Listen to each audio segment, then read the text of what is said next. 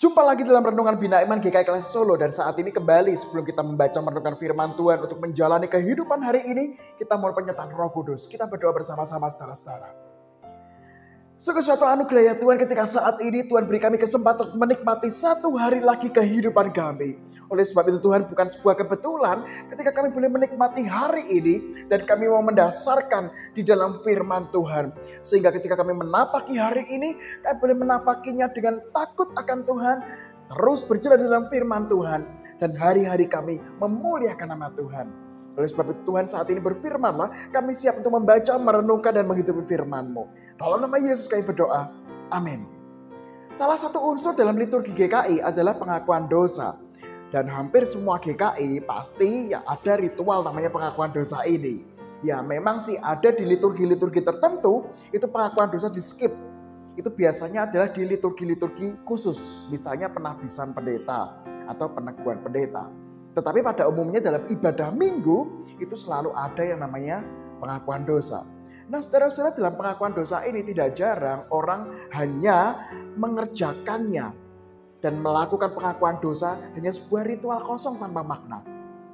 Misalnya contoh ya kan, ada yang orang berdoa.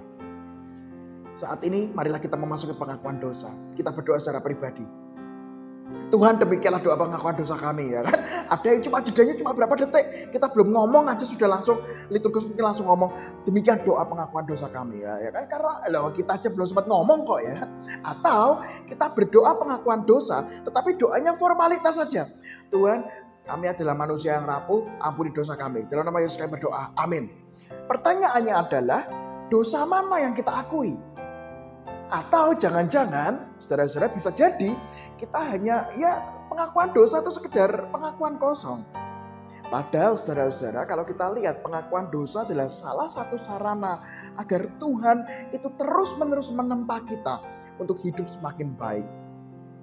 Oleh sebab itu saya teringat pada seorang tokoh perjanjian lama. Dia merupakan raja besar tapi melakukan kesalahan besar. Dia mengingini istri orang lain dan melakukan pemufakatan jahat. Dia mencoba untuk merebut istri dari seseorang bernama Uria. Raja itu adalah Daud. Maka dari itu Tuhan mengutus Nathan untuk memperingatkan Daud. Dan ketika Daud diperingatkan, apa respon Daud? Kita akan buka bersama-sama 2 Samuel pasal 12 ayat yang ke-13. Sekali lagi, 2 Samuel 12 ayat 13. Demikian firman Tuhan, saya akan membacakan bagi saudara-saudara sekalian. Lalu berkatalah Daud kepada Nathan, aku sudah berdosa kepada Tuhan. Dan Nathan berkata kepada Daud, Tuhan telah menjauhkan dosamu itu, engkau tidak akan mati. Nah saudara-saudara terkasih nama Tuhan Yesus, dalam bacaan kita melihat bagaimana seorang raja besar, orang nomor 1 di Israel, yaitu Daud dengan segala kekuasaannya, dengan segala apapun yang dia miliki, dengan kedudukannya paling tinggi di Israel. Yang menarik adalah ketika diperingatkan Nathan, dia mau untuk mengakui dosanya.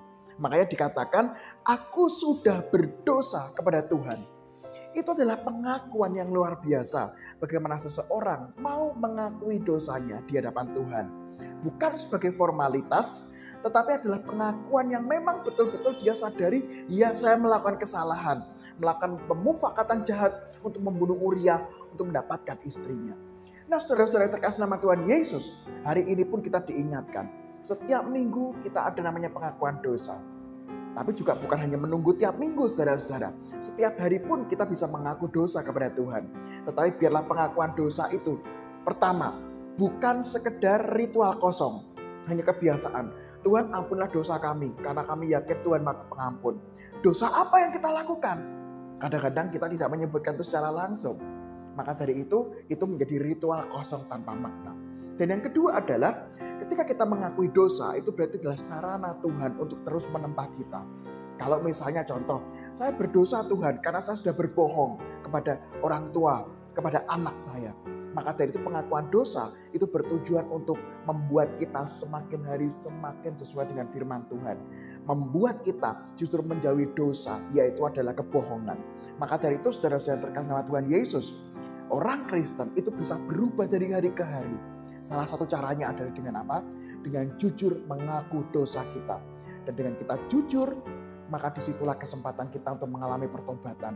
Dan kita meminta hikmat Roh Kudus agar kita mengalami perubahan dari hari ke hari karena pengakuan dosa kita bukan pengakuan dosa kosong, tetapi pengakuan dosa yang memang betul-betul lahir dari rasa malu kita.